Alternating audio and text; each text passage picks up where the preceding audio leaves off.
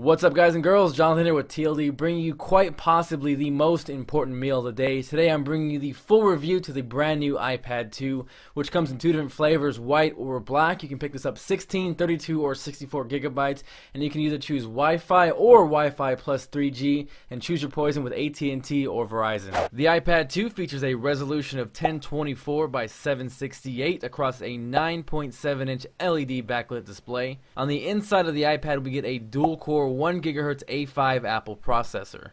Now, along with the new dual-core CPU, we get dual-core graphics processing. Apple claims this to be 9 times faster. According to benchmarks, it's actually about 6 times faster than the previous iteration of the iPad. The biggest thing here, though, it's actually almost 4 times faster than the new Motorola Xoom. Very impressive nonetheless.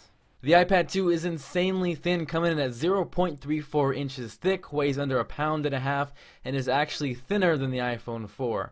On the bottom of the iPad, you get your traditional Apple 30-pin dock connector, and to the left of that is the much improved speaker. You don't get so much of a volume increase, but it definitely is clearer. From left to right, we get the 3.5mm headphone jack, the built-in microphone, the rear-facing HD camera, which shoots at 720p, 30 frames per second. Just above that is the wake sleep button, and to the right of that is the mute button, alongside with the volume rockers up and down. On the front of the iPad, we get the front-facing VGA quality camera, which you're going to use for FaceTime video chat or photo booth, which will open up right now so you guys can get an example of how it works. The camera isn't great by any means. Don't expect it to replace your Canon or your Nikon, but photo booth is actually a lot of fun. You guys can see me looking like a goofball right here.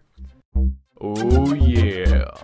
You can also look like the YouTube sensation Beaner Kiki 199.52. Now that we've seen some of the pictures, let's go ahead and check out the video quality. Right now we're filming off the front-facing VGA camera in landscape mode using the built-in internal mic. Got a little bit of wind going in the background so you guys can see how that picks that up. Let's go ahead and move it to portrait. This is kind of an idea of how to look and sound kind of in a FaceTime environment. Let's go ahead and jump over to the rear-facing HD camera. Alright, so we are on the rear-facing camera. This is in 720p. This is Melody. What's up, doggy? Get a super close-up. Say hi to the TLD viewers. You're going to be watched on YouTube. Bless you. So we are shooting 720p, 30 frames per second. Like I mentioned, if you have a good lighting situation, it's going to look pretty decent. To be honest, the camera's kind of stuck in low light, but if you have good lighting, like I said, it's going to look pretty good.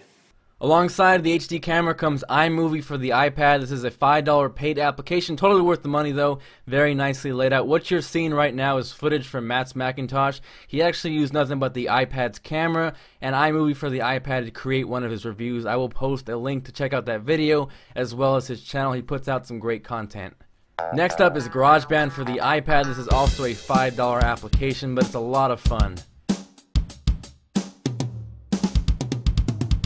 It's also a 8-track multi-track recorder, so you can see how easy it is to adjust levels on the fly.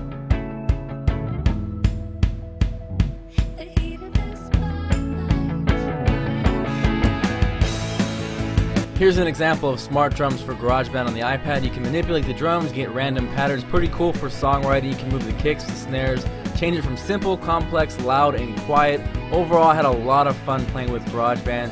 Definitely go pick this app up if you got the iPad.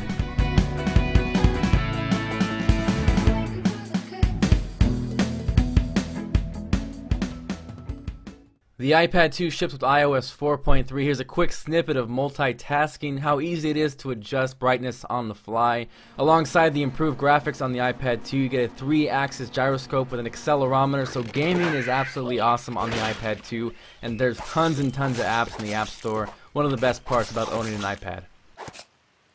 Here's a quick example of smart covers for the iPad. I think they're awesome. They snap on via magnets. You can wake and turn off your iPad just by closing the cover. Overall, I'd say the iPad 2 is definitely a worthy upgrade if you own the iPad 1. I wouldn't necessarily go run out and sell your iPad to go get this one unless you really look forward to the front-facing or the rear-facing cameras for FaceTime, or you do a lot of gaming because the graphics has definitely improved. The iPad is super light. It feels really good in your hands. You can pick this up in white or black. I would personally recommend it. Really enjoying the iPad 2 so far. Thanks for watching this review. Feel free to subscribe if you haven't already. Make sure to check out a few different videos covering the iPad, the unboxing if you missed that, and I'll catch you guys later.